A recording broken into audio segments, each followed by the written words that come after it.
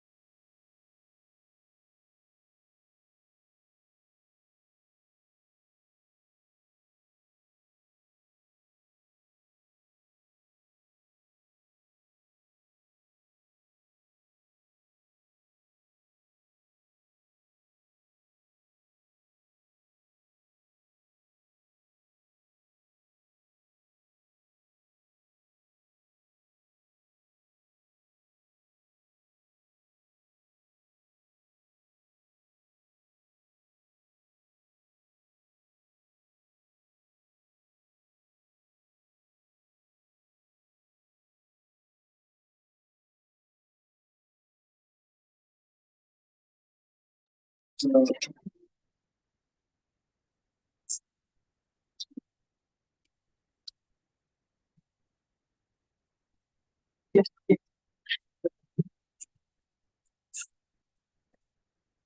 gonna just wait for you. Yes. It's all want this to go away. Would that be helpful? This was like. Do you want that? There you go. Sounds late. Yeah, right down there. You can always hover over right here, and then if you click like that.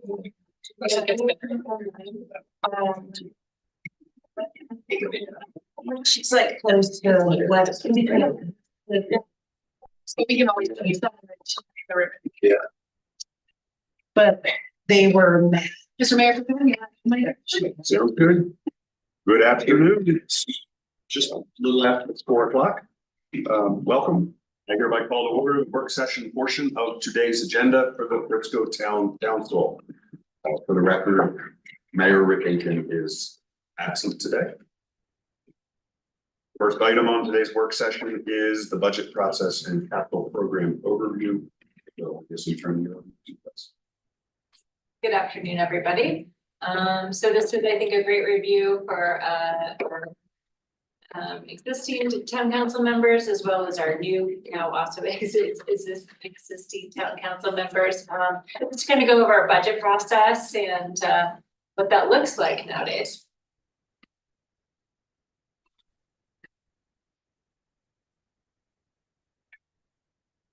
So just a reminder that the budget is really a policy document. I know a lot of times we think of it as a finance related document, but I think it would be helpful to kind of change that mindset and think of it as this is the document that you all adopt, and it's rooted in the strategic plan, which is also something that you adopt.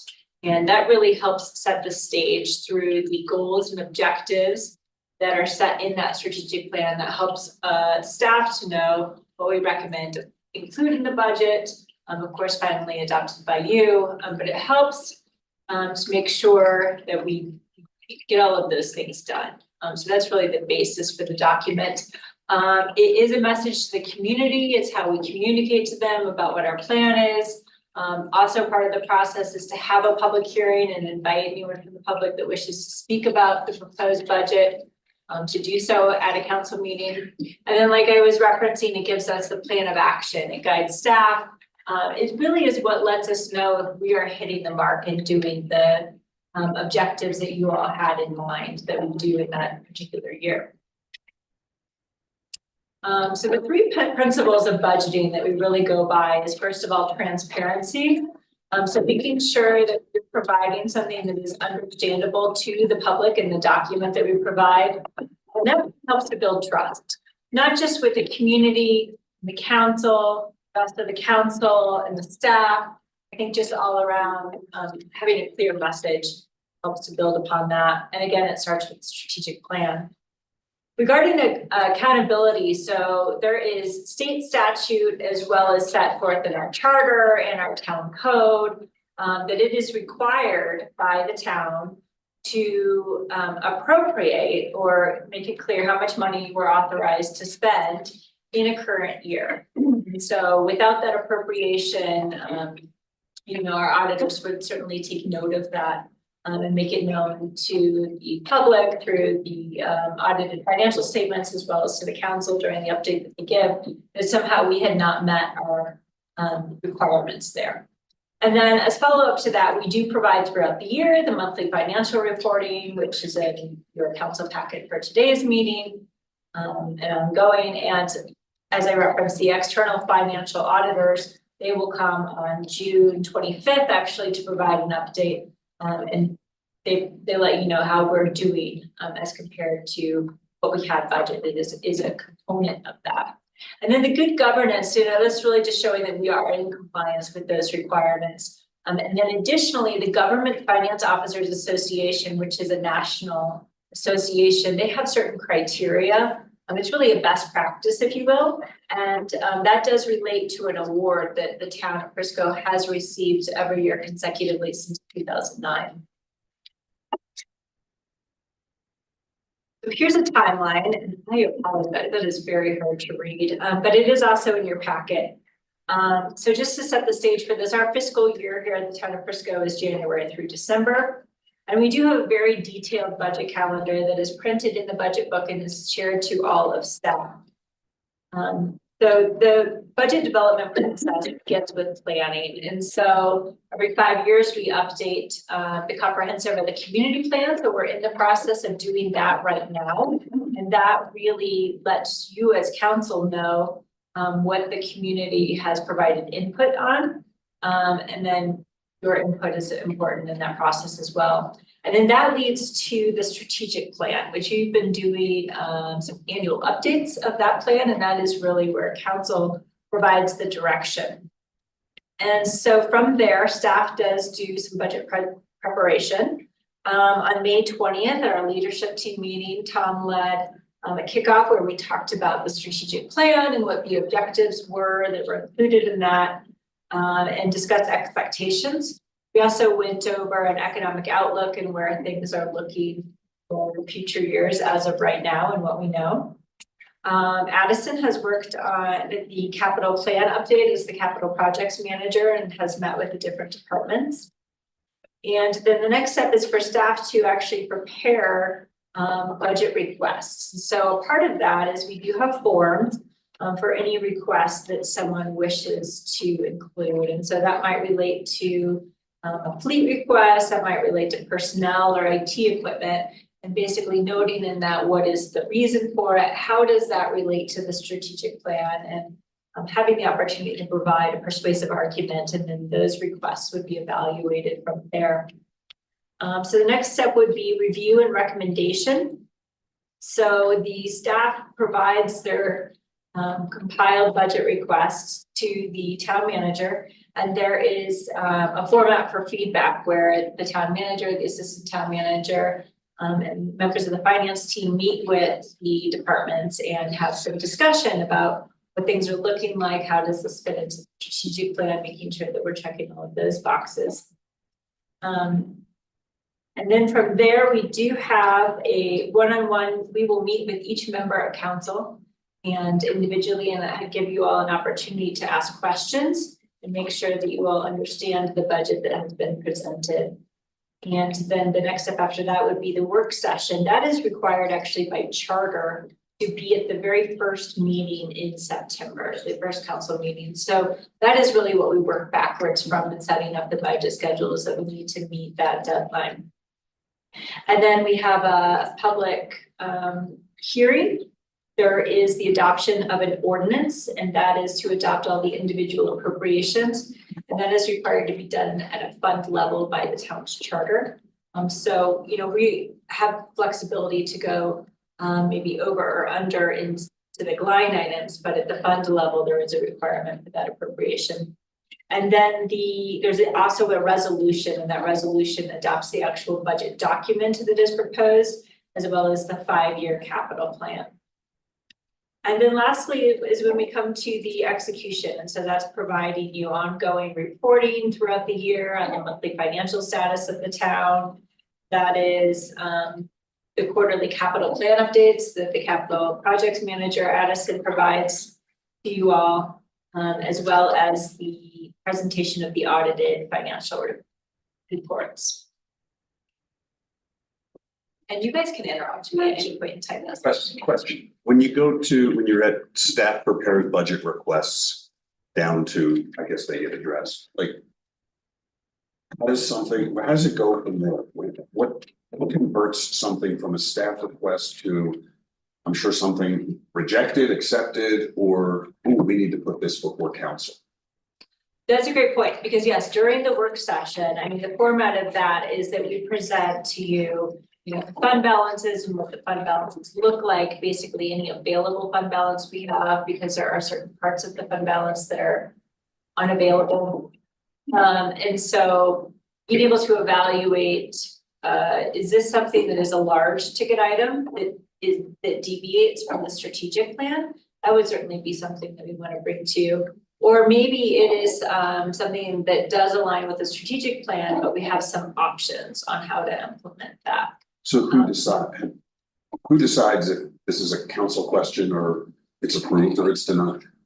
How does that work? So the budget is officially presented to you by the town manager. And if we discuss that internally. Yeah. But, you know, general categories, like we're always gonna bring FT requests. So my thought process will go through that kind of thing. If we're making, you know, we present a 5-year capital plan. And in the new year that we're talking about, if it's deviating a lot from what we presented previously, we're gonna bring those deviations to you so that you notice them. And we do include the full 5-year plan for you all to adopt by resolution. So any component of that, including the vehicle schedule, is brought for your review. But we do generally have, you know, that slide at the end of the work session where these are some decision points. The other example would be when we've talked a lot about the local budget over the last couple of years. We've always brought that in front of you. Make sure we highlight that there's things. And then also with the other committees are coming with requests. That would end up like the art committee will come with a request and. Well, they'll submit into this process, and if the art request was, well, I mean, it's new, so we did highlight that in this last in the 2024 year, and probably will continue to. Yeah. Question on the core assumptions, say, you know, increase in operating costs. Is that put in at the departmental manager level and then processed up to you, or is that something your team just adjust for, say, let's say, merit increases? So we provide a recommendation. So when we had the budget kickoff, we talked about merit increases. So we have a portion of what we budget for in merit increases that relate to the actual increase that an average employee would receive. And then we also have a component that allows for wage inflation. So for us to look at the market throughout the year and adjust to the market. So we provide a recommendation on that. And then additionally, we talk about, you know, what are we looking at overall? So let's say we're looking at overall that we think that we're going to have an increase in 2.5% of revenues. And so if we have a 6% increase budgeted for total wages between the two different components there, that only allows for less than 1% increase in other expenses. So we provide the guidance and then departments put together their budget. Their budget request, which is Right. some feedback. The other thing I wanted to mention is that when we have the budget work session, we do go through significant budgetary items by strategic plan objective. So highlighting, these are all the things we heard you say in the strategic plan, and here's where they appear in the budget. And if there was something that was a significant budgetary item that somehow didn't fit into one of the strategic plan objectives, that would certainly need to be a conversation. So just to cover some basics of government budgeting and financial reporting, we have two different fund types. Governmental, which operates kind of on a catch basis when we're doing some reporting, versus proprietary, which is more like your private industry accrual basis of accounting, which you don't need to know what those terms are. It just is a difference in how we report on those. So within the governmental funds, we have the general fund, which is where most of our operations for the town take place. So like administration, town manager's office, or finance, or HR, those are all things that are within the general fund. And then we have the capital improvement fund. So that includes our capital projects. There are some capital projects that are within other funds, but that fund is for the purpose of housing most of our capital projects. And then we have some other special revenue funds. So that would include housing, which of course has capital. It includes the nicotine tax, which is collected by the county, lodging tax, which is collected by the town. And we have some minor funds that maybe have had a more significant purpose at different points in time. The Conservation Trust Fund, by the way, is lottery funds, and we use that to fund recreation purposes. And then on the other side of this, we have our proprietary funds. So we have relatively new purpose for the health insurance fund that allows us to track how we have budgeted and allowed for employer and employee paid premiums into the health insurance fund. We are self-insured, so that means as opposed to having, a Blue Shield or United Healthcare in our case take on the risk for us, we estimate how much we think that our claims will be based with the help of our broker, not all by ourselves. We have some expert help there, but basically within the fund to hold a 6-month reserve to allow for fluctuations when we go under that estimate or go over that estimate. And then our enterprise fund, so these are really what operates like a business, our water utility and our marina fund. So the difference really there is that we do have an accrual. You're really taking in the revenue when it's earned, but perhaps before it's paid, and you're showing something as expense when it was billed, but perhaps before you've actually received the money. And in the proprietary funds like the water utility and the marina fund, those operate with little to no government subsidy. There's actually a requirement, there's a limit on those that they can only receive up to 10% of a government subsidy. And the reason to have those as enterprise funds is you do get a special accommodation for, say, borrowing. You're allowed to do revenue bonds that don't require a voter approval because you're going to pay for those revenue bonds with the fees of the fund as opposed to the taxpayer dollars. So just to discuss fund balances and how those work. So fund balance is really more than just cash in the bank. You would want to think of it as kind of like your home equity, plus your cash in the bank, plus, the car you own minus the loan that you owe on it, minus any other like credit card debt or anything you might have. You add all this together and that's your net worth. Well, we have the same instance with the town. So it's something that we certainly go over during the work session and we talk about during the whole budget process. And as I mentioned before, not all of these funds are immediately available. There is an unavailable portion of that fund balance that could be related to legally required reserves. The taxpayer bill of rights TABOR requires us to have a portion that is not available to the town in case of emergency. We might have a debt reserve that's required by some bonds that we've taken out. And then in the case of enterprise funds, the assets themselves, so like the piping of our water utility or the boats we own at the marina, those count towards the equity of that fund, but it's certainly not something that's available for spending unless we were to sell it. So just to give you a big picture of what our fund balances look like, you can see the very first blue line to your left is the general fund. That is where the majority currently, this is as of this month or as of the end of April. The general fund has a little over $15 million in that fund. The line next to that is the capital fund that currently has about 7.5. And that next highest line you'll see there is the water fund, and that has about 5.9. The other funds have a lot less balance, but you do see, the housing fund has 1.2 million, the lodging fund has 1.8 million. Not nearly as significant as the other top three.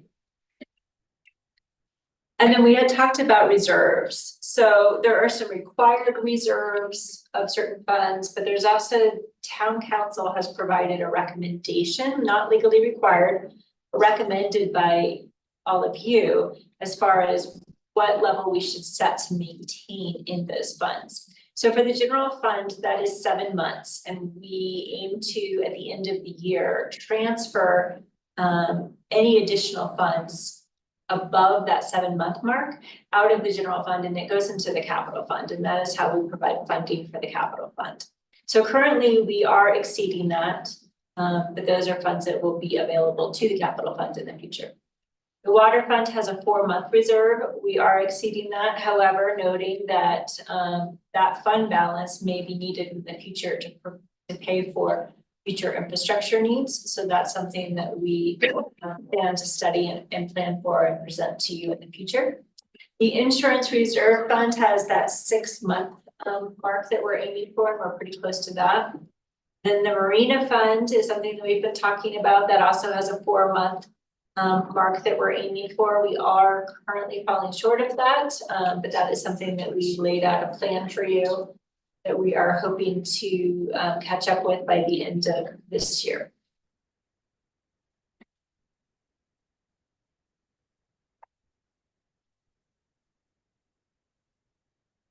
So as far as where our revenue sources are, I mean, on the right-hand side, that is taxes.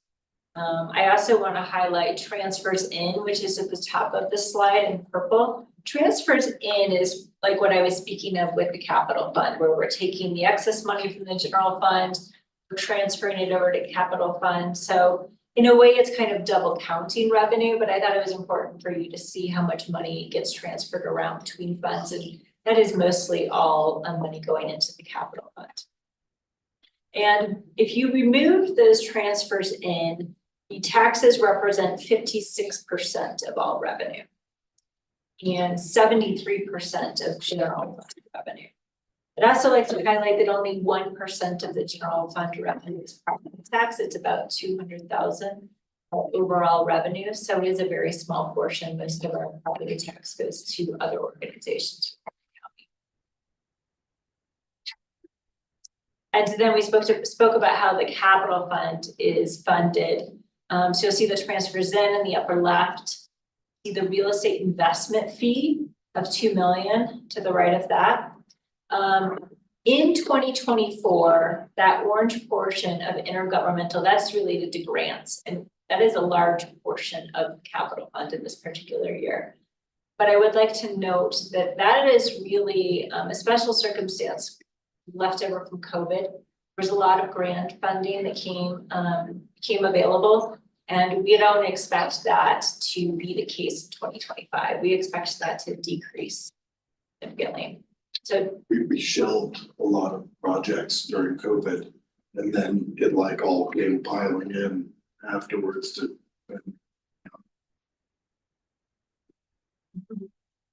So about a quarter of it in 2024 is from real estate investment fees, but in other years that could be different.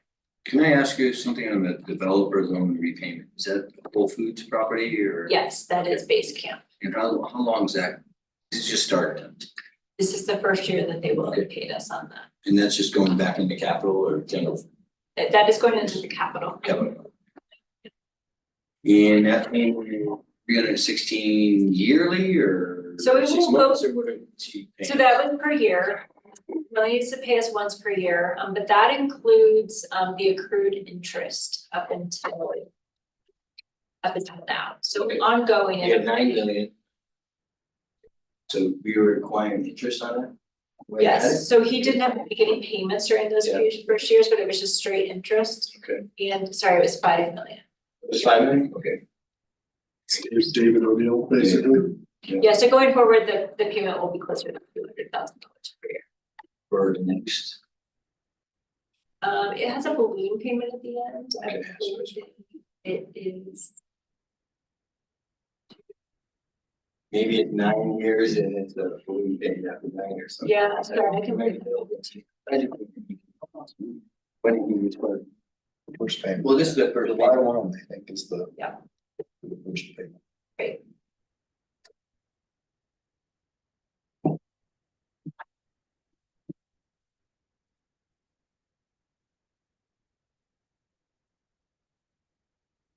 So regarding expenses in all funds, here I just want to note regarding salary and benefits. So that represents $14 million of this total. If you're looking across all funds, it represents 39% of the total expenses. If you look just at the general fund, it's $11 million. So the majority of salary and benefits are paid out of the general fund. And as of right now, that is 54% of our total expenses. And one thing that's really important to note about that is that when we had done our last compensation study, That was a higher percentage, it was around 70%. And it's been decreasing since then because other expenses have increased at a greater rate wages. And we do have planned for this year a compensation study to look at that again and compare ourselves to our neighbors. And we do have a pay philosophy of making sure we are paying market, which means we're not paying the highest of everybody. We're not paying the lowest. So we're trying to find that sweet spot of where we are able to retain and recruit great talent, and are paying at a fair rate for that. Also worth noting on the slide is that 20% of all the expenses relate to capital outlay. You exclude transfers from that.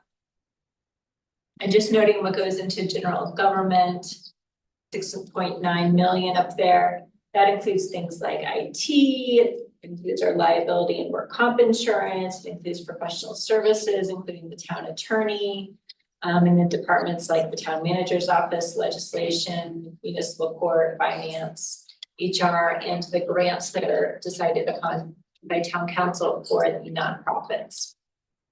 When was the last time we raised wages, which first got on that night? So in 2022, we increased wages based upon that compensation study.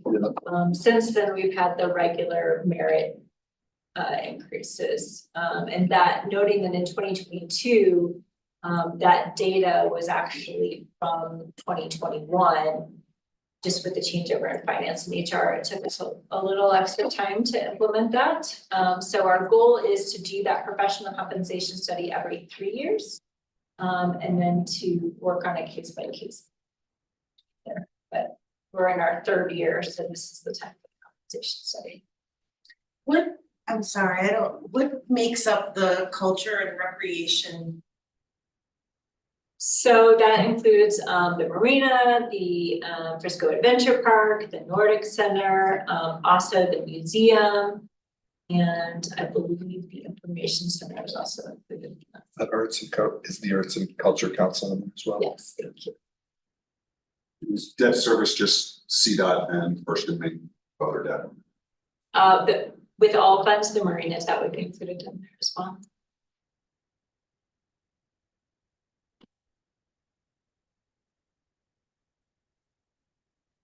So just noting where to find the budget document, you probably have all been here, but just in case, and in case you need to navigate it to, refer the general public to there, do you have on our website, which is noted at the top here, friscogov.com/department/budget. You can find not only the 2024 budget, but you can also find the previous years. This is the first place where the 2025 proposed budget would be shown and available. And so when you click on that, the budget, it also has links in the table of contents, so it's pretty easy to click around through there. You don't have to scroll all the way through. And also worth noting that we have had an effort towards affordability. We plan to print 10 budget books. Some of you did get a budget book, that you love and enjoy that, but not everybody get the budget book, and in future years they might need to be available upon request for council members. So Dan, we gave you a budget book, and we gave you a budget book.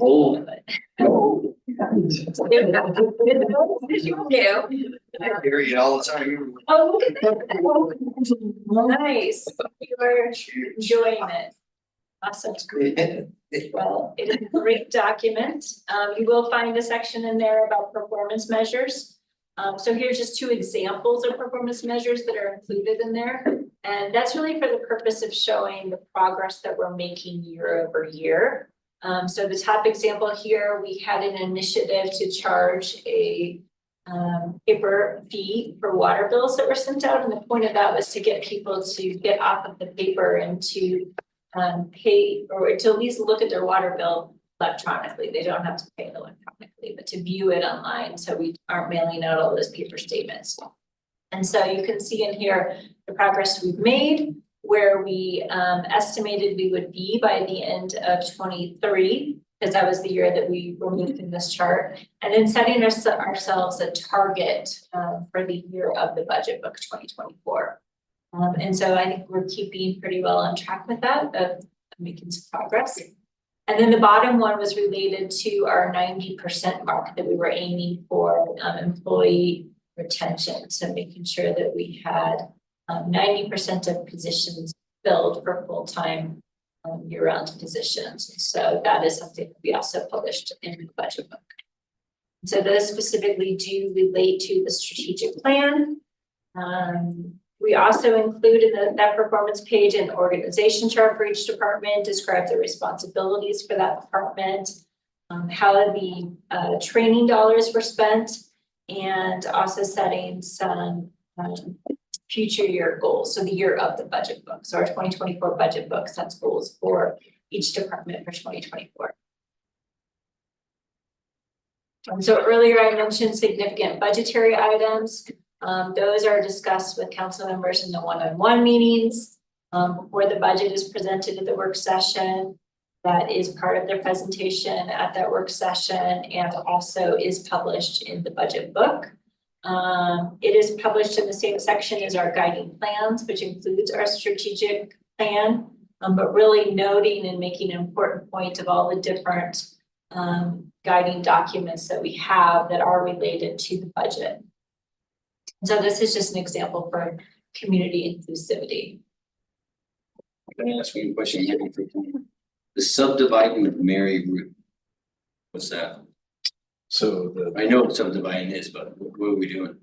just subdividing it so that we can sell units when we desire to. Okay. If That's we right desire. behind Pullman Distillery, that one. That's correct. And then another section that I'd like to point out in the budget document is where we discuss program priorities. So we set priorities by core, desired, and non-essential. And I wasn't here at the onset of COVID, but I have to imagine that this is something that would really come in handy during a pandemic, during a recession, when you know that you quickly need to pivot and make some decisions. And so this rating system allows us to already know what are the programs that we've determined are non-essential, which is different than patrol call response from the police department. That is something that, you know, even when that staff home is something that we would continue to do as a core responsibility. I add a thing to chat with you all about the capital improvement plan and effective budget planning. Built into the road. This might be a question for after, Allison. Can you talk a little bit about what you want from us as we enter? This is great, you're gonna present us with a huge amount of data. And we sit down for about an hour with the team and talk about it. What makes that a good meeting? What makes it a useful, what do you want from us as we go through this? An hour to be short. To my mind, one thing that's really important is making sure that you all have a understanding and a foundation of what we're doing. So I'd say that that's a step one. And then step two is, to make sure that it is aligning with the strategic plan, what we thought we were doing, making sure that it looks like we're getting it right.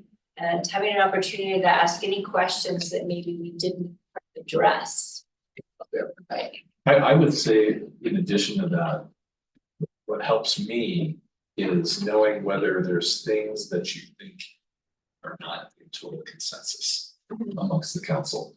Or questioning that so that we can highlight that and get better direction from that initial budget, that initial meeting in September where we have to present.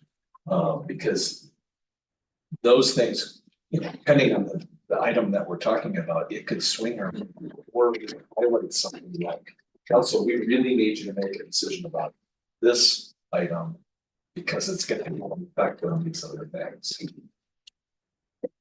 I just feel like sometimes I walk in, I don't know if you want to hear, why are we spending all that money on this? Often there's a very good explanation, and often the explanation leads to me saying, that seems like a waste of money. Is that my role? Absolutely. At the line item. That would be an example of a main area, but if there is not consensus in something, this group should be talking about. I mean, council adopts the budget as a document, so. That's why it's hard to parse out when to object to something. I think during those one-on-one meetings is a great time for us to have an initial conversation, and then like Tom said, you know, if there's not consensus, then that's something that is brought up for discussion during that work session.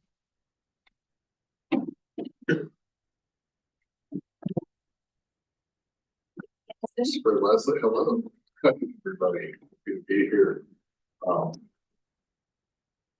I just had to pick that roadmap. There was kind of a little bit of sense of irony, you know, the old highway being there.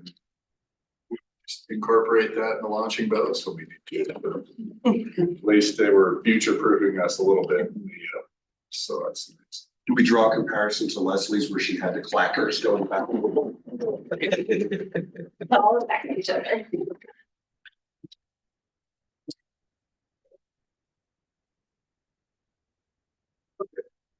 Thank you. So it has been an awesome road getting to where we are today, I will say. Lots of do's, some don'ts, but that is all part of the roadmap to building a better, more functional, more responsible capital plan.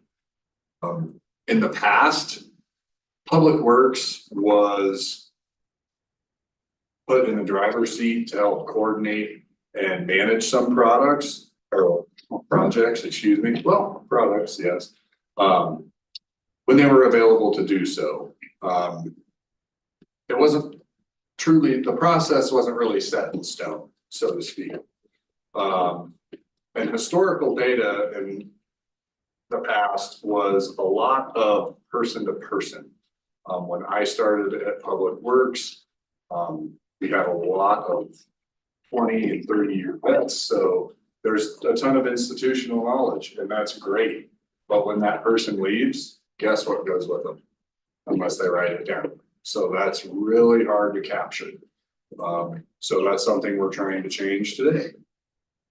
In the past, there was kind of a different definition of what capital was versus operating budget. In the past, you would see, you know, roof would be a capital project to this. That's not the case anymore. So we've changed over, you know, the defining role of what's actually capital versus what's coming out of an operating budget. So having that clear delineating line, I think, is helping trickle down the staff of what we need to work better, more effectively with when it comes to budgeting. So Yeah. is that a difference in philosophy or is it a correction? I would say that it's both. And because depending on some people's definition of philosophy, it's like, well, I always view this as scripture, you know, I need a new roof. This is a capital thing. Well, you start digging into it, especially from a finance perspective, and it's like, well, we already own the asset. We are just improving and retaining that asset. So, you know, just changing that mindset and changing that focus is how we're getting there to creating a better plan. And this, and I'll get to it later on in the presentation, but you know, a capital plan is beautiful in the fact that there's so much trickle down to the operating budgets. So, you know, one can't work without the other. I would say the other part of that, it is driven by GFOA best practices and some of the feedback that we get from our auditors. But for instance, Addison's talking about the assets we already own and maintaining those. Those should be on regular schedules, regular budgets, and we should be worrying about that first before we worry about new stuff in a philosophical sense. So delineating that stuff between capital and operations helps you build a better plan to maintain what you own. Thank you. And Yep, you can go ahead. No? I just had a question on, you. So in losing longtime employees who have all the knowledge, like what are you doing to try to compile SOPs, standard operating procedure? Well, I can tell you right now, when we caught wind that people were leaving, they spent a lot of time in their office. You know, that was just the best way that we could take what they knew. They were still available to us even after they left, which speaks volumes to those individuals and their dedication still to where they work.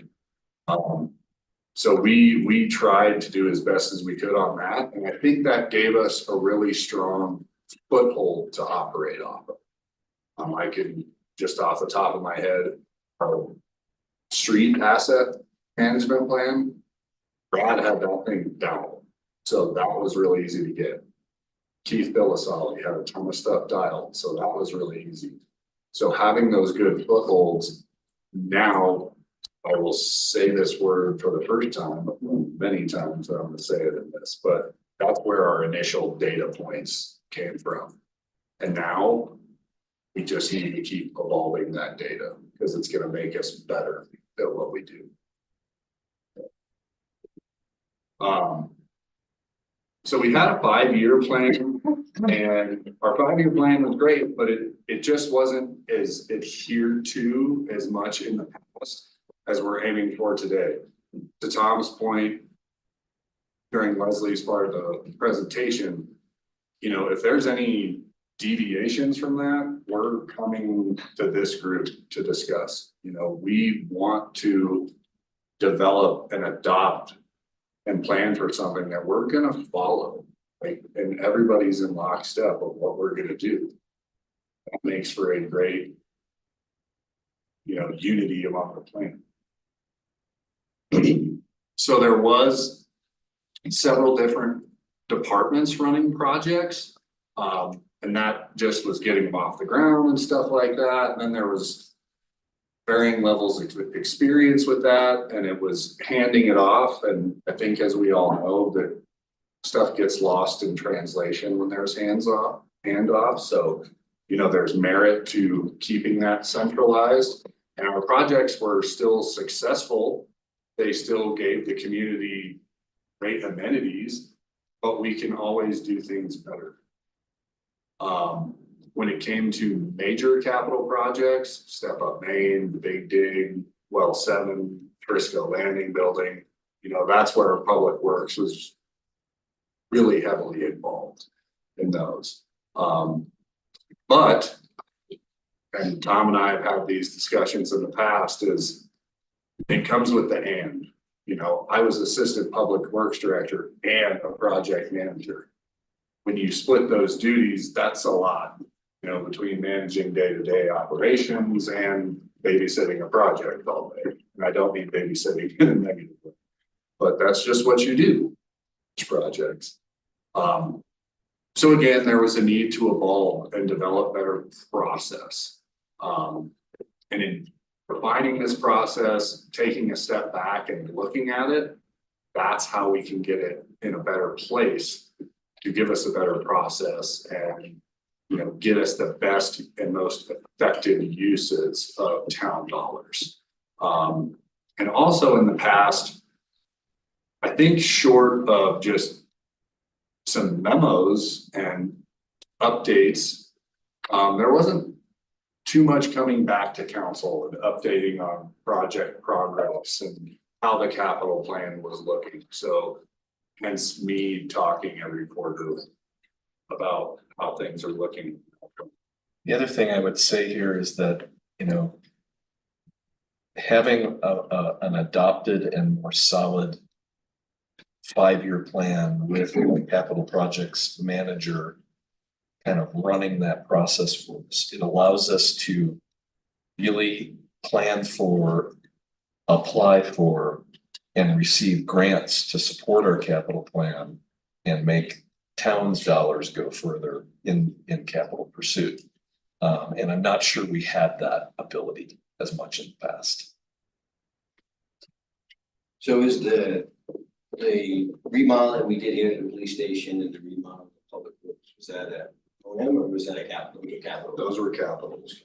Yeah, And now in the future, that would still be kind of capital project if you're doing addition or something. yeah, remodels and Yeah. stuff like that. Not a roof, but Yeah, remodels addition. I mean, the information center, Yeah, that would be a prime example of, you know, we're doing a full-fledged remodel, we're adding some systems, we're adding some fixtures in the restroom.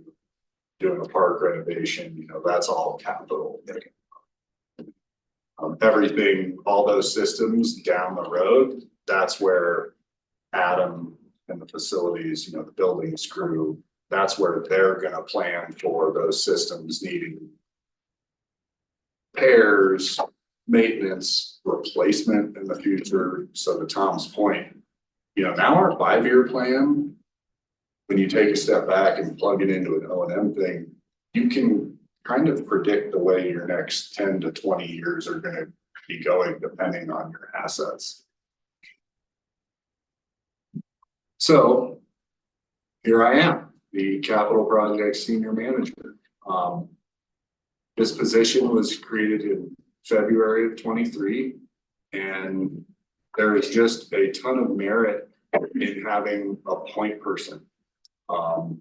That goes all the way from being involved with finance and the budget process, seeing where we're starting, seeing what projects we have on the horizon, building that 5-year plan, discussing that with all our different departments.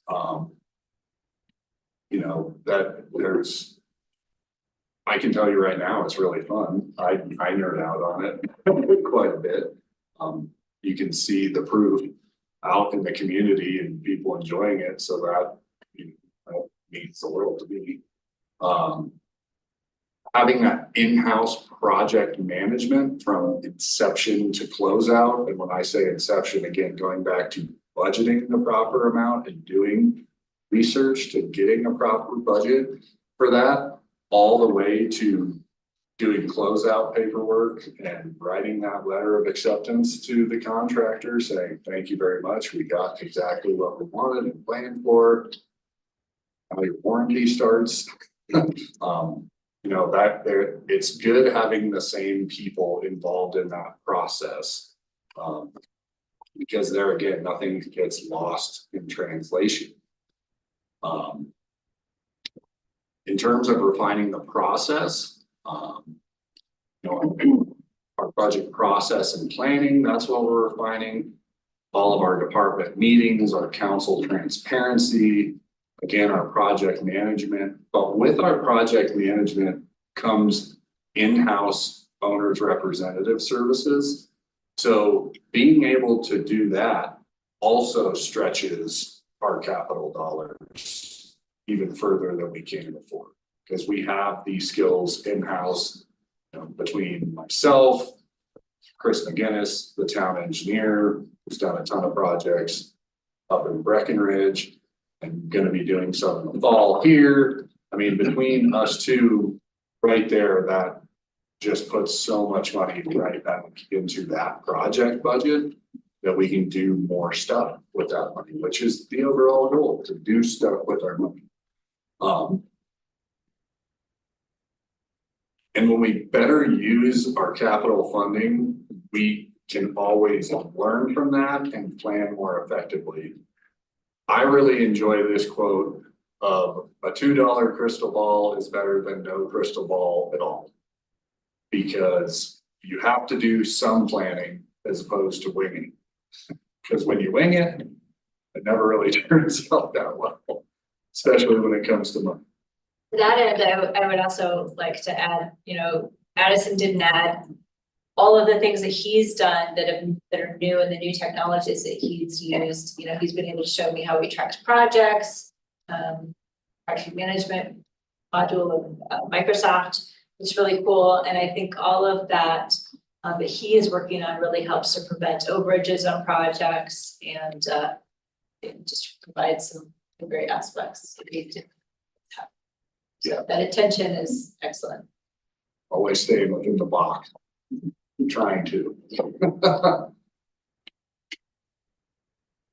So in building the plan, I think a good example right off the bat would just be to talk about Slopeside Hall and a town hall master plan. Going right now. We have to go through all of these processes and we have to vet, our planning periods have to be longer. We have to vet out options. And we have to plan effectively because then we can more effectively work in the budget, in the box that we're given. All of that needs to be taken into account. When we do that, we just exhaust all the possible options. Another great example would be the information center. I've been talking about that and Vanessa's been talking about that for many years now. We literally exhausted all of the options on that. We wanted to do an expansion, we could do that. And now we have a contract with someone to do our remodels, some other fixtures. So we went through and explored and we did that. That is part of our new process to make sure we can stay within budget. When we do that, it gives council a better roadmap for what's on the horizon. And it helps that our prioritizing ensures things have been thought out, again, to provide the best product to the community. Again, building this plan and this roadmap is all based upon data. And the data being financials, data that's out from other projects, similar projects. Sometimes my days can get pretty boring when I'm scouring BidNet to see what, projects have been awarded similar to what we have going on. You build all that in a spreadsheet, you can start, hey, per square foot, get this. Doing all that. You don't really want to look in different states though, because it's all unique all around. But each bit of that data helps provide staff with the best measure to move forward. And it's important not to forget things. And when I say that, I'm going to look at Diane because she was very encouraging to me and other staff of, hey, in the past stuff has gotten, it's gone by the wayside. We've forgotten things. So now what we have in our 5-year plan, a new column, we have an unfunded column. So if things need to be transitioned or audible, again, working within budget, if something aligns better in 2 years, we have a set of projects that we can plug and play that fit within budget. As long as that's a priority for the team.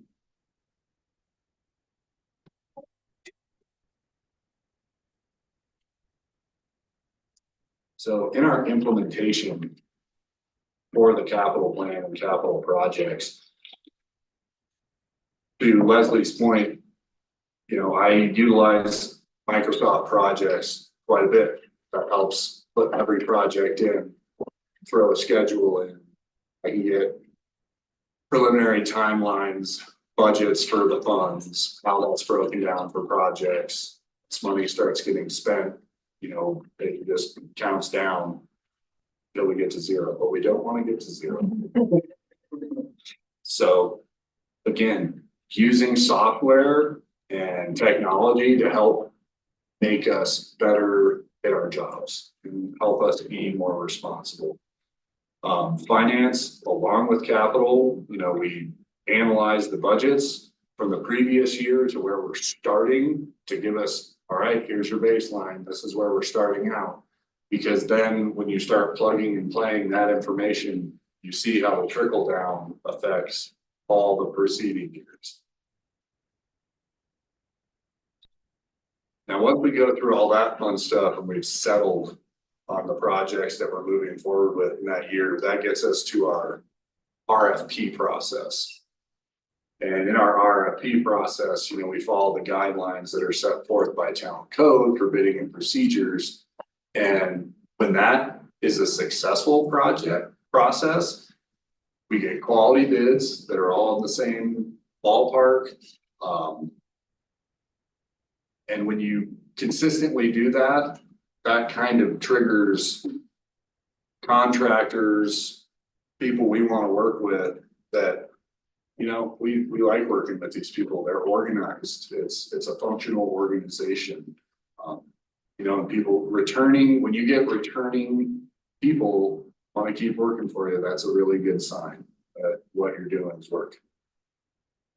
Now, in our contracting piece, of course, a lot of that comes, a lot in my world comes to council approval.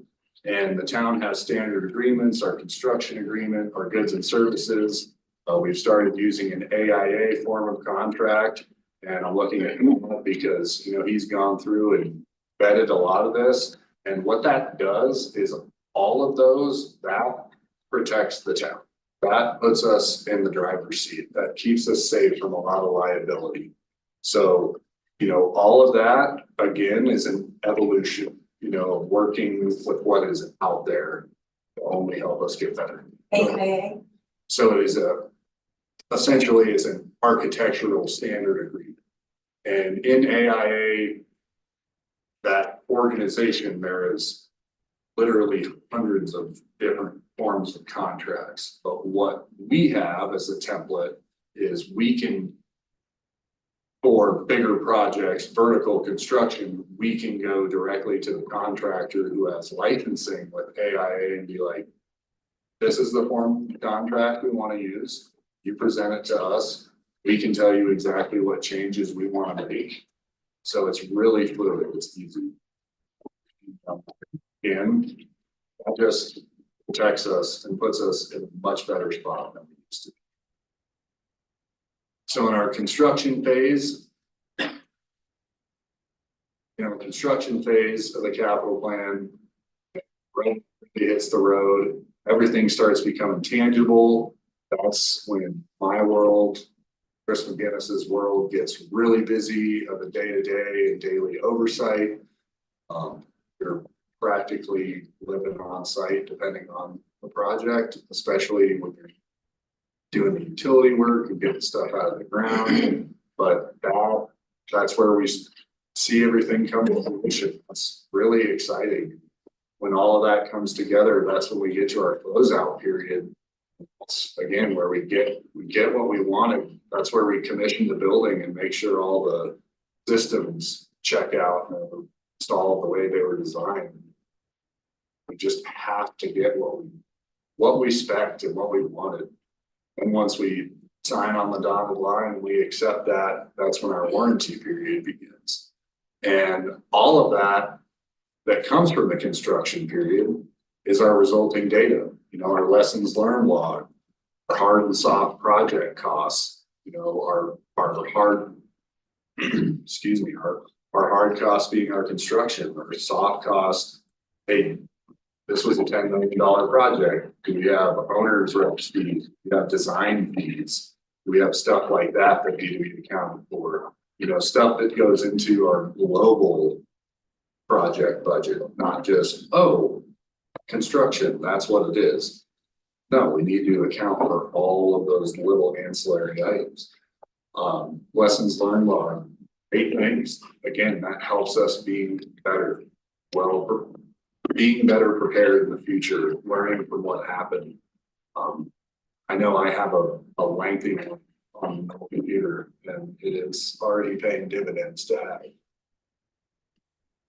And also throughout all this quarterly, that's where we get to our reporting. That's where we're coming back to this group and we're getting status updates and how everything's looking.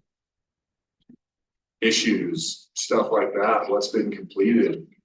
Again, that's better transparency. I think not only does it help us be more accountable, I think it helps this group because who wouldn't want to have this information out when the public, asks certain questions and stuff like that. One major aspect of our capital plan is our vehicles. Currently, we have a replacement schedule where police vehicles are 6 years, light duty vehicles 10, heavy duty equipment, 15. Or heavy duty vehicles, our plow trucks, dump trucks, stuff like that, 15 years. And our heavy equipment, our loaders are 7 years, 7,000 hours, and it all depends. Now, in that, our goal is to capture our greatest return on investment. So our heavy equipment, when we go out to bid for that stuff, we have it written into the bid that you have to provide the town with a guaranteed buyback price. So that goes into consideration when we're looking at all these proposals of, hey, what are we getting and what are we getting back? And the great thing about that is that certainly helps the finance team and revenue coming back on money going out. As of right now, our fleet average, our 5-year average is at 42%. So I would say that's pretty good for our investment in vehicles. Now what we're learning right now is that the best? Could we even be getting more? Again, going into our data, our vehicles are one of the town's biggest assets. So asset management being a key piece for any municipality. We need to look at what's going to give us the best data. Currently, right now, our fleet software gives us a ton of great metrics and data for all of our, vehicles and equipment. We can see how much we have spent on vehicles with services, parts gone into it and all that stuff. So we can find that right time where the depreciation of that vehicle intersects with our fuel and our maintenance costs. So again, doing more with the available technology that's out there. And I would like to update everybody that we now currently will be proud owners of 7 Ford F-150 Lightnings. We did cancel our Chevy purchase. Who is the Chevy guy? They want to hold on, they wanted his damn Chevy. They took too long, so That's the first one that was ordered. it was the first one ordered and it will never show up. I got a quick question, the biggest one, like the grader. Okay. Cause when I first started here in 2014, I looked at the grader we have, man, I think it looks great. It's great shape, all that, we're getting rid of that. That's up for trading, so now we got the brand new. We're that's it. Well, we've had that now for 8 years, 10 years. See, we're using it, at least, we're using it. We have a new grader. Yeah. You bought another one already? I think great. But we got 42% of that money back. Yeah. Well, sometimes, yeah. Was the other one on the road or he was going back? No, it was good, and I can tell you this, having come from the construction field in Summit County. When those go out to auction or when, puts those on the market to resale, they go really quick. Yeah, because it's 42% less than the brand new one when he could have bought it. So it's, I look at that as a bad investment of me buying the car, upgrading it every 5 years. As soon as you walk it up the showroom, you lost, $10,000, and in 5 years you just lost. You got an Audi for 80,000, you're selling it 5 years for 50. That's just a bad investment. Yeah. So I just kind of wonder why that grader red is gone when we, you're telling me it's great, we got 42% and 50% off it. Yeah. Well, barely use it, we're starting to use it. Yeah. The new one, we're starting to use it, but we barely use that piece of machinery. And we're already trading in because it's at a 5-year plan. But I think it's important to note that the 5-year plan is based upon the data. I mean, if you look at the chart in the lower left-hand corner, we're looking at how much we pay for it, how much it costs to get a replacement, how much we can get for it each year to resell it, and how much those repair and maintenance costs are costing to the town. So there's a sweet spot in there. Yeah. And they're comparing that also to keeping it longer.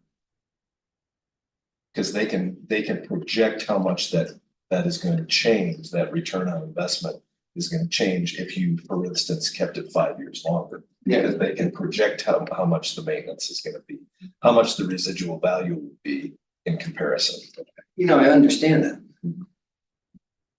But I still don't understand the waste of money. I'm at it, talking about Andy, talking about the waste of money. The one thing is you have a machinery that you don't really use that much, sits there and you use it. We're not grading dirt roads all over places. You know, we're grading streets now, getting the ice off. Thing's practically brand new. So that machine we probably bought for, you know, maybe $350. We sold it half the price. Now we have to buy one for $450 because the price is up higher. It doesn't go down. The grader didn't go down the price. So you're buying something more again, then you're losing 0.5% off that. I don't understand. Yeah, I understand what you're saying, the sweet spot. When you have pieces of equipment that you do not use that much, in the sweet spot, and we're losing $350, we're lost $175,000. That thing's only, is it 10 years old? Yeah, we Just bought it. 10 years old. 10 years old. Yes. Yeah. So you want to learn more about why didn't we keep it? Well, yeah, was it costing us money in maintenance? We don't use it, you know, was it, because everything's now electronics and those things. So that's the problem. Yep. You know, and we got rid of the one we had that was an old good one that. Now we got one with electronics, so because we have all this electronics in these things that, you know, those things are going, was the oldest one that we had was good enough for what we were doing. We're not building roads. No, we're not building. So we have a nice grader, we're not building roads. But, yeah, so And I would, that's just my philosophy, you know. it's a small piece, but I would say there's a personnel piece to it and attracting personnel, because I came from another organization where, you know, I was looking through the floorboards of a plow truck that I was driving. I had that same one. And I was driving motors that felt, you know, depending on the day, they felt like they wanted to work. And, you know, having a piece of equipment. But we've really never had that problem. Come on, we're, you know, in town, floorboards of things and equipment hasn't been like, hey, buddy, you gonna start today? No. Yeah, so I said, don't give me that. Yeah, not since the program's been started, because I know in talking with Brad Thompson, they used to go through that, and then going through this process, you know, the fleet was starting to save money on, Yeah. you know, parts and labor and stuff like that, so. Yeah, I look at the county's dump truck, the old one that still is running out there, you know. Oh, yeah. That's the front. That orange one, yeah. Yeah, the orange one, like, oh, they're still using that. They're still using it. That's just my 2 cents on it, sorry. Oh, that's okay. I have a question about the EVs. How do are these all on order? Do we have any of them? Over at Public Works right now. So- Come and take a look And where are we charging? at Public Works slowly. Did you guys have? We don't have chargers yet. Okay. So it's in process. Okay.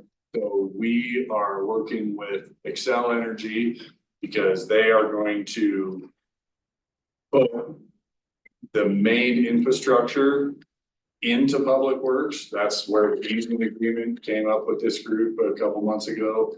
So that easement grants them to put a main, you know, transmission line through one of our driveways up into the yard, and we have pre-planned areas where those banks of chargers are gonna go.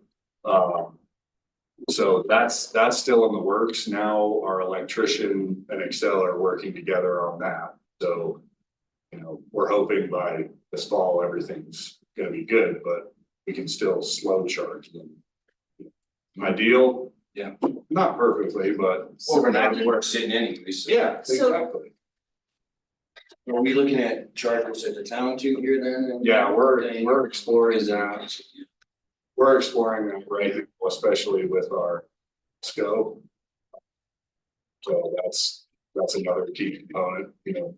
Public town hall have essentially the biggest fleets in those associated locations, so. So are we holding, so we have 7 that aren't really being used, They are being outfitted currently, okay? so that's decommissioning the whole, getting all the equipment and everything associated with them. And so when does that, like, what?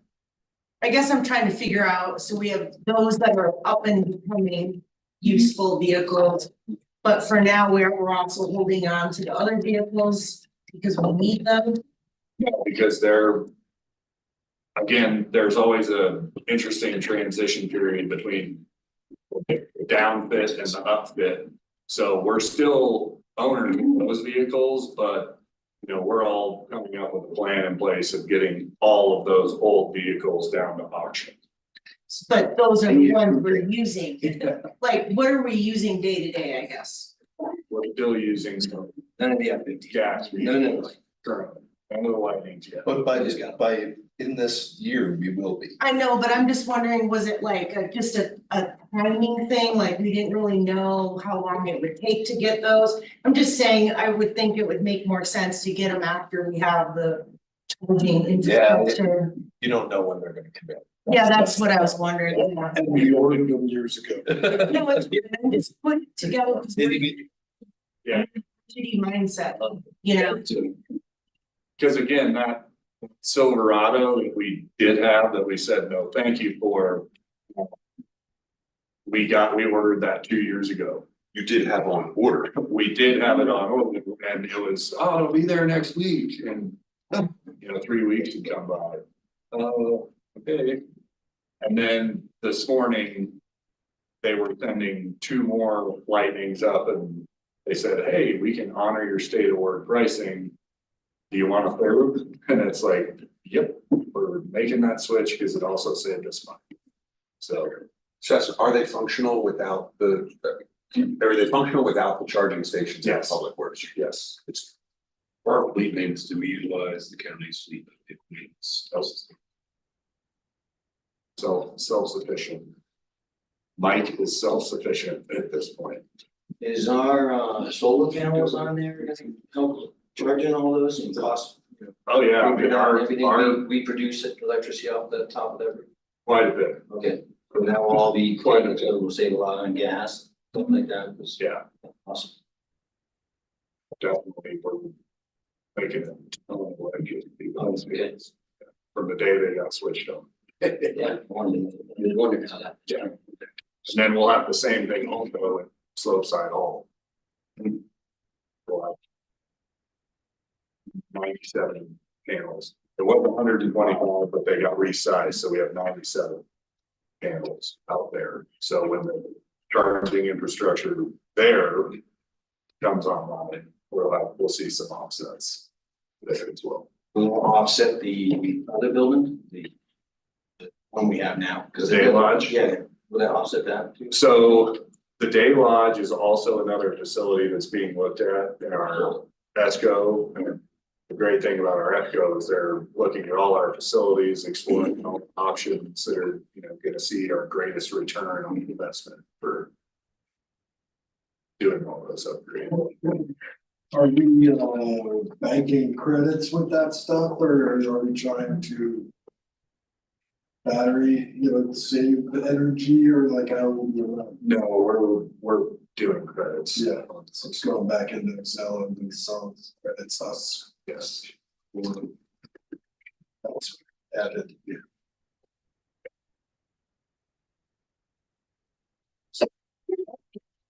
Wraps up my side of the presentation, so.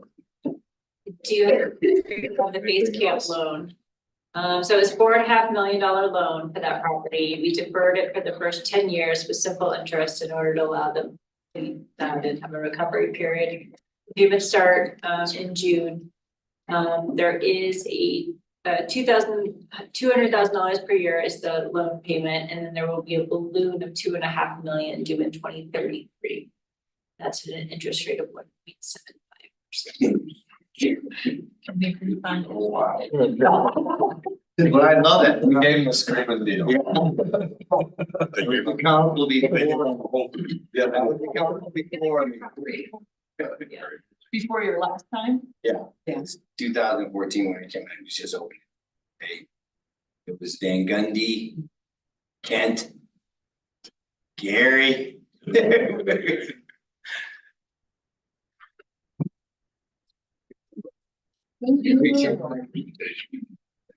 So how's the balance between the projects we're throwing at you and your ability to manage them? Is the workload? Said it was fun. 2023, he was pretty busy. I mean, And we feel pretty busy. I can maintain. You know, Clint Eastwood has a great saying, you know, man's gotta know his limitations. And when I hit those, I will never hesitate to speak up. But It's great having you with the owner's rep at an inside. We don't have to go outside to get an owner's rep. But as a preview, I mean, we already know by looking at our capital that it's going to be lighter Yeah. in 25 and 26, which will allow us to get ramped up with plan and prices and all that kind of stuff when we can start to rebuild that fund to do some more significant work, say around fiber or around Granite Street or whatever that project is that's coming. You know, as a comment, I noted that it was 2023 when the town decided to have a project manager position. I'd say it was a great idea. Big decisions, a lot of capital projects. Company I work for. Same time as managing. Distractions. So I can just say that is a great decision now that have some focus on that stuff for itself. 100%. Good job.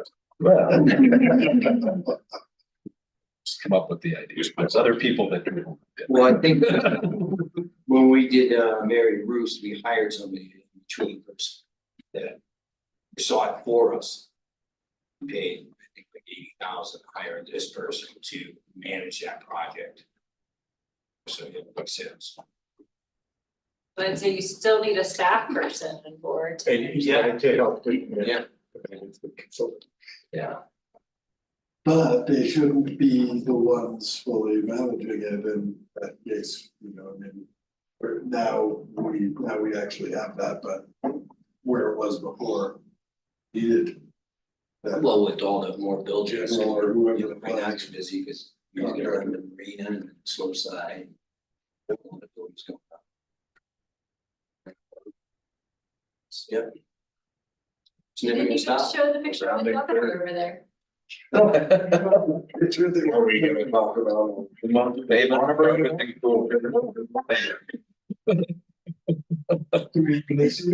Oh, It's only beautiful. right.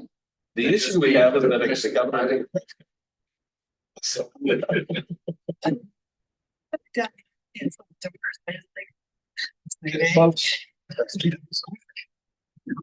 Eric.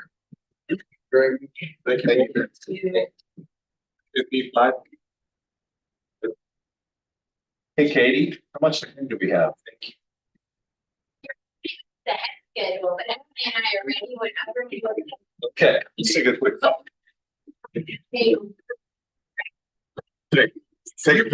No idea what kind of question. Do you want to just say? You take a short break, we'll be back.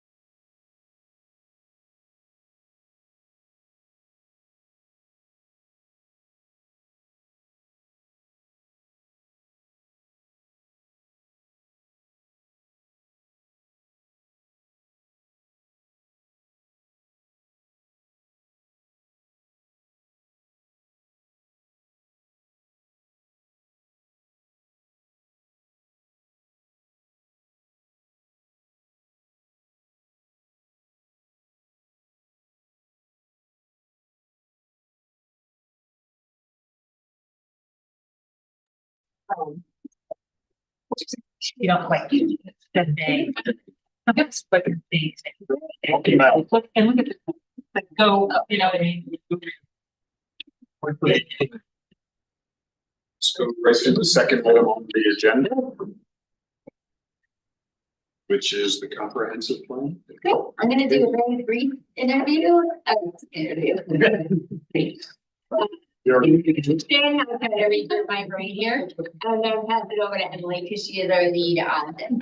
But a little bit of a background is that Maryland's last plan they did, which was not called a comprehensive plan, because it's missing some of the required elements to make it legally a state approved comprehensive plan, so we call it a community plan. That was done in 2019. So recommended for kind of long range planning is that a community does their comprehensive plan every 5 to 10 years. So in 1 year, we're at the very beginning, but because of COVID and everything else, things changed and pretty quickly. Obviously, you see how much the town changes. We felt like 5 years is really a time to be re-looking at the vision and the plan for the town. So we, as community development staff, applied for a grant with DOLA, and we received $100,000 to match our $100,000 for this project specifically, and it will also include an add-on of a 3-point plan at the end, which is required to be updated every year, and somehow that's been skipped for a few years. So we're going to get back on track with all the state timelines that we're required to be in line with. The comprehensive plan, just a quick overview, not only is it a vision for the town, but it also helps us frame where we want to go, how we're going to change codes, if we want to change codes, where we want to focus budgeting money on in the upcoming years. So it includes things such as road, infrastructure, utilities, water, transit, housing, open space, parks. The NFT is a really big tie in there. And then we're adding a new element, 2 new elements throughout it. One is water and one is new building. And those are being added not only through the grant funding that we received, we're required to add those 2 sections, but they're so important in where any Colorado community is going. And some of the legislation that's been discussed over the last couple of months has talked about requiring communities to have these elements in their community plan, comprehensive plan. So we're basically ahead of the game because we've already hired the firm to go ahead and give us these elements to put in there. So what we wanted to do today is Emily wants to kind of just give you an overview of where we're going with this plan, kind of when you'll start seeing our consultants. And then our big public outreach kickoff is starting in early June next week. So she's going to give you an outline of that and encourage you to spread the word. All right, sweet, thanks, Katie. For those of you who don't know me, I'm Emily, I'm planner here. I'm working on this comprehensive plan update, as Katie said. She gave a pretty good background, so I'll dive into questions if you have any. But to give a brief overview, we hired a design workshop earlier this year. So they're the consultant team working on this alongside the town. And really so far, we don't have a whole lot to show you because we don't have a lot yet. But we've been working on existing conditions and getting a big background for them to build off of. And then we are just about to start our community engagement process. So some of you are aware because we have a community working group coming up, and that will be next week, 6. And the working group is around 15 individuals who will continue to look at this comprehensive plan update throughout the process and make sure that it is continuing to go forward with what the community vision is. So we'll also be releasing a survey that will be community-wide, and we'll be doing some pop-up events to try and get participation and people aware of why releasing a survey, what it will do, and what the results will mean for the comprehensive plan. And really, the survey will give us an idea of the community's visions and values. And some of this we can build off of from the community plan, but again, with this update, it's really to reevaluate where we are as a community and if we're still moving in the right direction. So as Katie mentioned, it's just a more comprehensive approach than what we have in the community plan right now, but some of the values and visions may help. But this is a good time to reevaluate that. So our first pop-up event will be June 6th. We're going to host one event in the morning, coffee roasters to try and, that's when the survey will go live, so, you know, trying to have that out to the public. We'll also have a tent at Walk the Dog, trying to gather as many people and stop as many people as we can. The survey will be open, I don't have the examples yet at the time, but for a while, because this will be continuing on through this summer, but this is really just the start of the engagement process. Could I ask a question about the two new components, the water and the resiliency? Could you describe, I guess, what are we like, what the resiliency piece?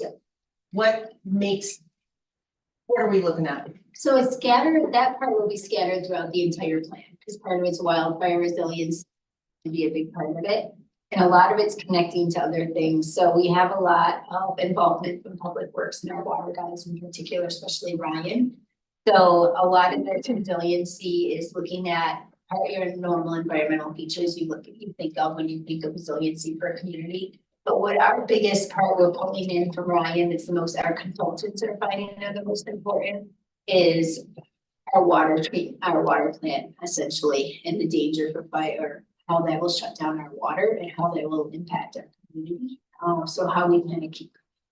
And how it impacts development and redevelopment of the units that we, you know, are seeing come through, and how we can prepare for that. And part of it too, you all saw this meeting, maybe the housing plan. So we're working in tandem with the dynamic planning group and design workshop. They've been introduced, they're coordinating, so we can really work in tandem and make sure that our housing strategic plan and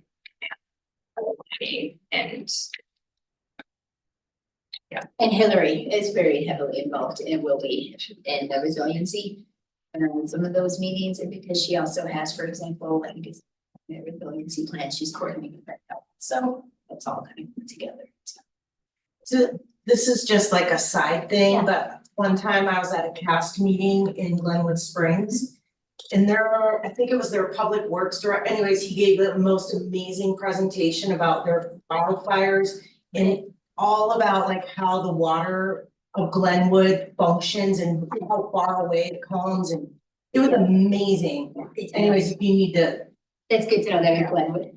Yeah, it was amazing what they did. I don't know, I just thought No, I'd that's share good to that, the wildfire and then their water source were, I mean, it was Very it was a nail biter. Yeah. I got chills. Everyone I listen to Ryan talk or consultant and Yeah, you should hear that guy's story. It was unbelievable what they accomplished. Anyway, sorry. No, that's great. And that's what we need from everybody, right? When you have different examples from other communities that you think are good.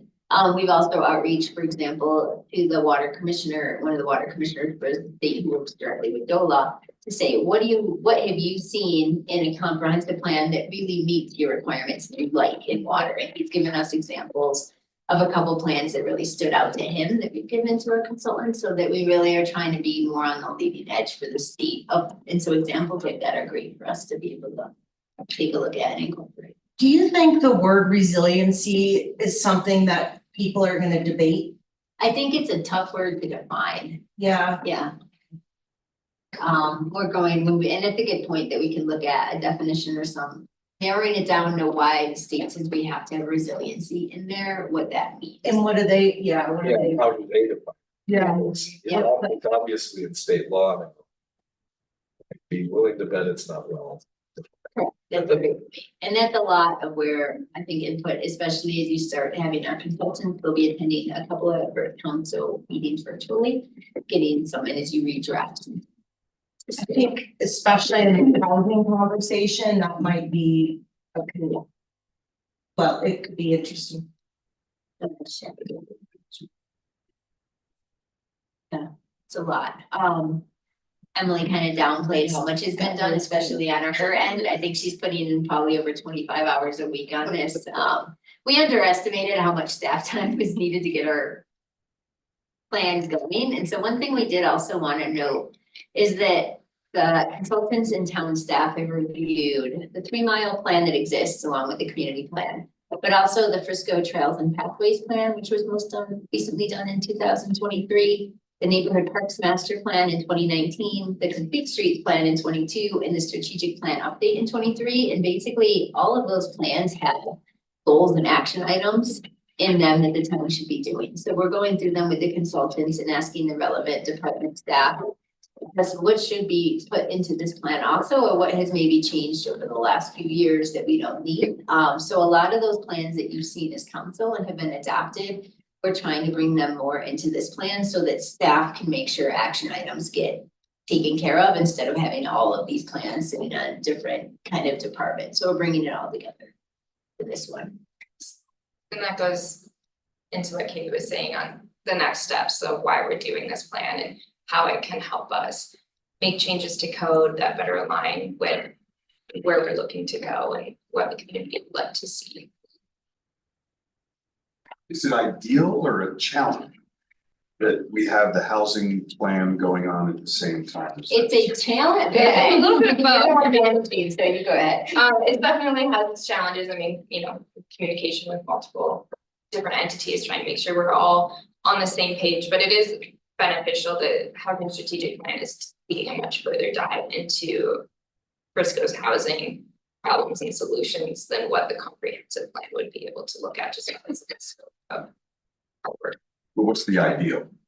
Would it be let the housing plan? If it was and done do this? and then we would have done the. Why don't we do that? Because the comprehensive plan was on the radar.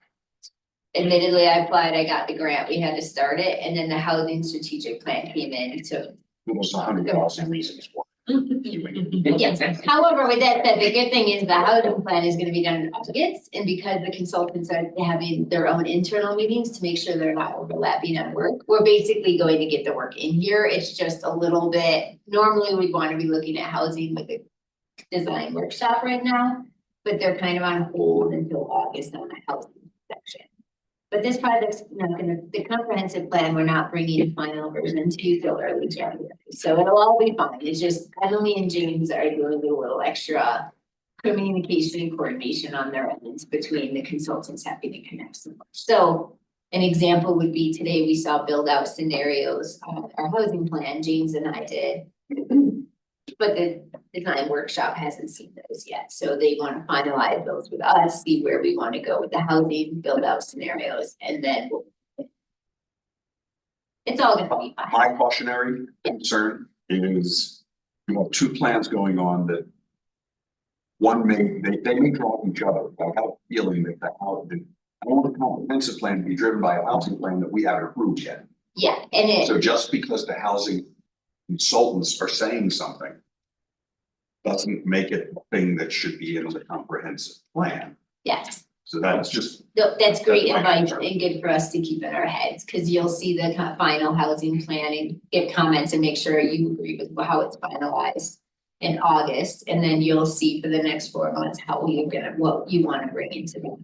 and not to diminish the importance of the strategic plan. What other plans do we have going on? They just keep coming. Well, or it was a couple of years ago that Jesse used the phrase of plan fatigue.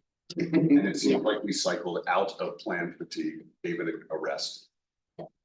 To get back in. Well, although, you really look at the last 5 years, council and the town have worked on plans every year. You are hitting a heavy year, there's no doubt about it. This one's gonna be good though. I'm excited about the comprehensive plan, especially, Both of them. yeah, There's just so much overlap, even in public outreach. yeah, you're right. Oh, no, I just filled out a survey yesterday. Right. Yeah. And that was intentional with our survey for the comprehensive plan, not having one for the housing strategic plan that's direct. We're basically taking in the housing plan survey, putting it in comprehensive plan survey, and releasing it. Yeah, you won't see any extra public outreach or surveys for that. But there are extra websites and all that, so it's still very valid. I'm looking forward to actually implementing these plans and not having them in a drawer somewhere, because in the past, that's what we did a Well, lot. I'm interested because 10 years ago we did it, 10 years of different, design work, just different thought behind it. It just gets bigger and bigger. I disagree. My concern is the other, because I've seen so many plans, like, we had a parks plan. Now they follow, they meaning you, staff, follow that. Like, these plans get followed to the point of, well, why don't we do it this way? Oh, there's the plan says that. So I find that these plans take on a level of importance that unless we, the community, staff, make sure that what's in these plans is right and what we want, because for the next 5 to 10 years, it's gonna be used against you if you don't like it.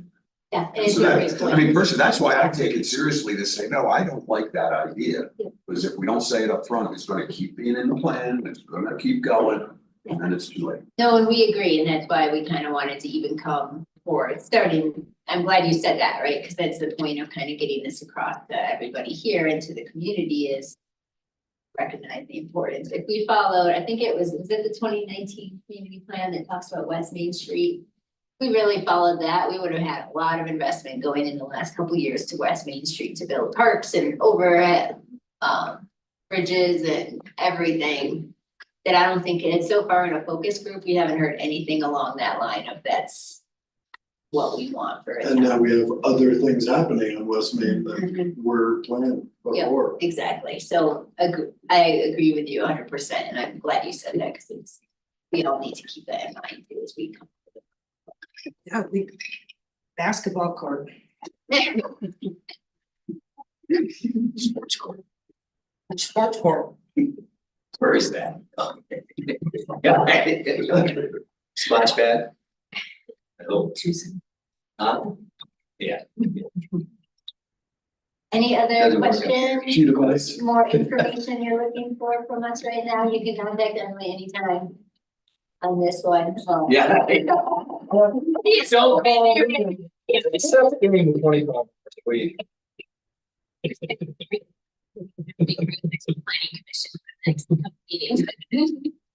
Oh, Emily. You got this. But yeah, any other questions? All of our, Emily has got, all of our outreach is going out in Spanish and English, so just in case, and just to help spread the word more. We also have Mountain Dreamers, we've been involving them to try to help get the word out. If any of you have other ideas of how we can reach all aspects of this town and community, we would definitely appreciate any advice, because for us, the biggest thing is getting people to events, which is why we're starting one at 7 AM and we're doing an evening one, and we're trying to recognize schedules. But also having that survey, we need to get more ways to get it out to everybody in Spanish and English. So any ideas everybody has, even if it doesn't have to be right now, but if you think of a way to outreach, then Emily can pursue, that would be appreciated. Just keep emailing Emily yesterday. Have there been effective outreach to, maybe it's too early yet? Like the landowners and Summit Boulevard. We haven't done anything yet, but that's a great point. I mean, we had certain ones involved in the focus groups. Business owners. Well, business owners is one thing, landowners is a different thing. Yeah. No, that's good, yeah. Sometimes they're the same thing.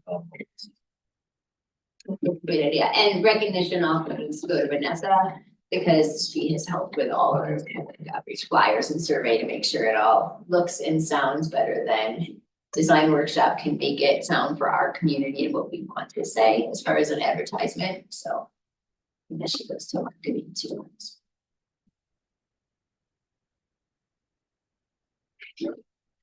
Any other questions, thoughts? Sounds good. I went through a lot of those comprehension plans. I'm like, oh, Moses, we're not gonna talk much about it. You guys gave us a lot of homework. I'm like, I'm reading them. Oh, this is Steve, so this is Idaho. You don't want it, no, okay. Yeah, it was really interesting. It is. Reading all of our existing town plans, and we had to say every single item, what has been done, what shouldn't be pursued, and what Yeah. from staff's perspective. It was an interesting activity. Yep. For us to learn. See anything really weird? I think that's.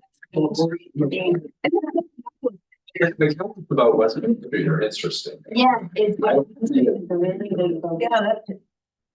Yeah. I mean, like an entryway, way in with government that. Do you guys remember when that island was in there, the traffic went around it. Yeah, and when the brick was on, there was the whole thing. And the guy came down and Yeah. hit it. Yeah. Right up. Okay. That's what I'm getting. It made a dot.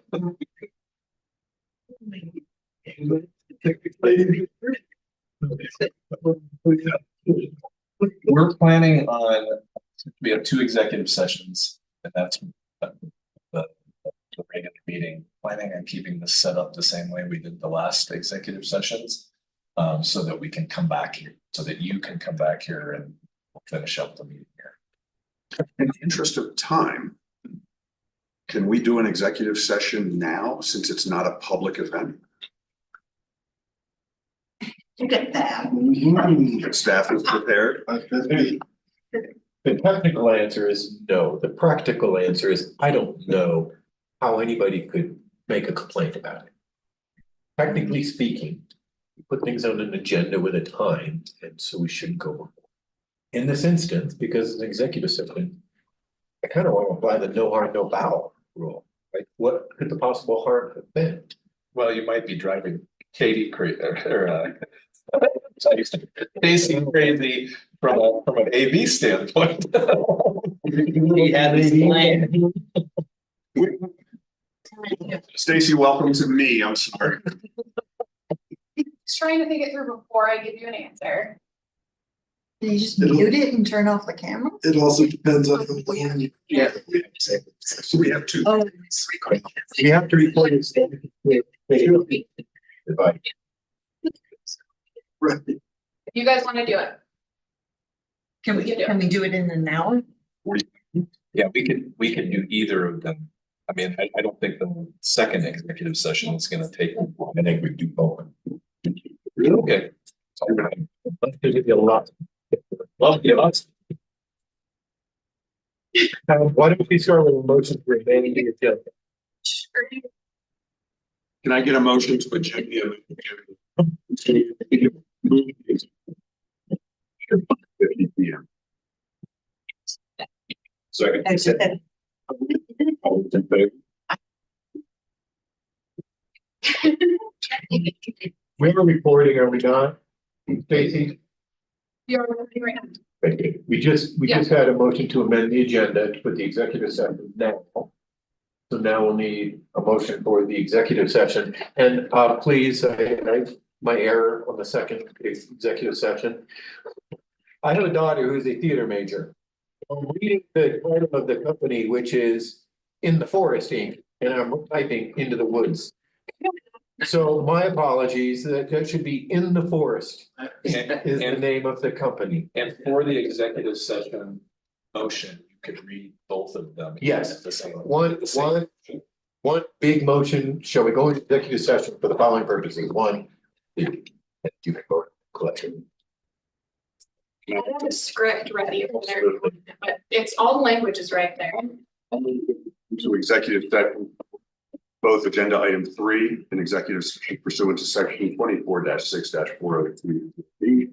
The Colorado Revised Statutes to receive legal advice and specific legal questions concerning the enforcement of certain contractual rights held by the town. Additionally, we address agenda item 4, an executive session pursuant to the section 24-6-402-4B of the Colorado Revised Statute to receive legal advice on specific legal questions concerning litigation known as in the forest versus Town of Frisco et al.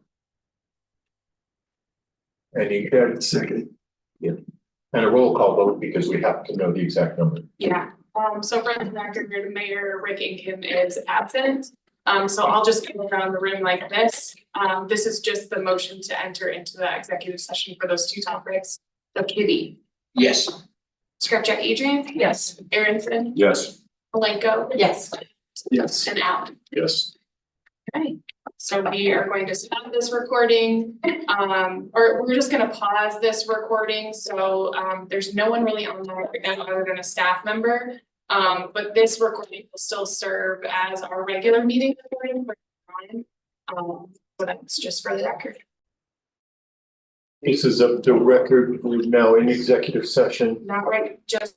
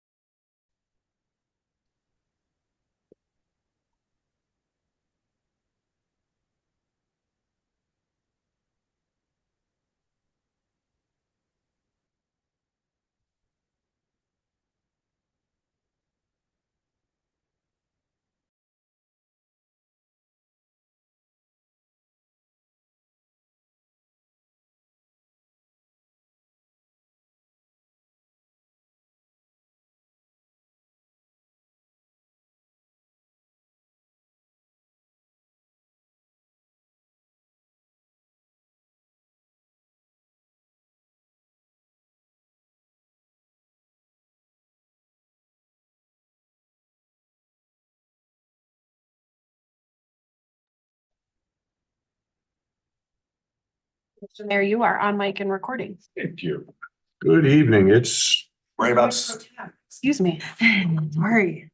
it is about 7 o'clock. Welcome. I hereby call to order the regular meeting of the Frisco Town Council. Can I get a roll call, please? Colin. Here. Alenko. Here. Aronson. Here. Scripcheck Adrian. Here. Held. Here. Here. And Adrian is absent tonight. Thank you. I will now open the floor for public comment. Citizens making public comment should state their names and addresses for the record, be topic specific, and limit comments to no more than 3 minutes. Those making comment on Zoom will need to raise your hand in Zoom and wait for me to call on you before unmuting yourself. Generally, to help facilitate public comment, sometimes people, never mind. Those are the show notes. So we do have someone online. Public comment. So Melissa Sherburne, I can see that you have your hand raised in Zoom. If you would like to start us off, you have 3 minutes. All right, can you guys hear me? Oh, we're having a little trouble hearing you. Give us just 1 sec. Our Okay, speakers are up, Melissa. I don't know. You're a little bit quiet. Can you try can you hear me again? at all? Yeah. We can hear you a little bit better now. Okay. Well, good evening. Thank you, council, for taking public comment. Welcome to the new council members. I'm Melissa Sherburne. I live at 262 Belford Street. And I'm also a former council member myself. I'm here tonight to make a comment on the changes made last week by the Summit County Housing Authority to the resale calculation of deed restricted homes. From what I understand, this change may have dramatic impacts on the values of all deed restricted homes, even possibly leaving some underwater. We're here tonight. Some of my neighbors are online to really ask you to take this up. You know, over the last 2 years, we've raised a number of issues about the deed restriction and have had very little engagement from staff and really very little besides one very short meeting with our elected officials. This has big impact on our lives. At this time, there's very little information. It's just people sort of in the know, talking to people that, you know, are aware of the change. And when this happened last week, it just really elevated my concern. There are people that quite honestly will be worse off than myself. And I'm concerned for them, especially people that have moved into the neighborhood in recent years. And lastly, I will just say that, you know, Peak One is Frisco's premier workforce housing asset. There are 69 families that live in Peak One. This will affect all of us, including the market homes. All of the values are affected. Right now, the economics are broken. The homes are not being maintained and families are not moving up and out of the neighborhood. So I hope that you finally see the importance of this and engage with us to find the right solutions. Thank you. Thank you. Is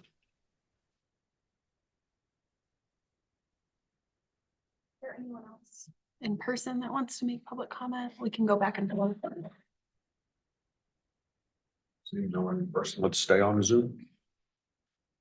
I don't see any more raised hands at the moment. Thank you. I will now close public comment and move on to mayor and council comments. Council comments. Okay. I will now close mayor and council comments and move to staff updates. No staff updates today. Now close staff updates. Move on to the consent agenda. Are there any amendments to the meeting agenda? Seeing none, I will now entertain a motion to approve the consent agenda. I would make a motion, Mr. Mayor Pro Tem, to approve the consent agenda. Been moved by Councilman Held, seconded by Councilman Allen. Call the question, please. Okay, Aaronson, Yes. Kibbe, Yes. Allen, Yes. Palenko, Yeah. Incan is absent, Skripchuk, Adrian, Yes. and Held. Yes. Passes. There is no new or old business this evening, so I will entertain a motion to adjourn. Motion to adjourn. Glad somebody did. Second. All in favor? Hi. Aye. We are adjourned. You. Nice move. Pushing that stuff earlier.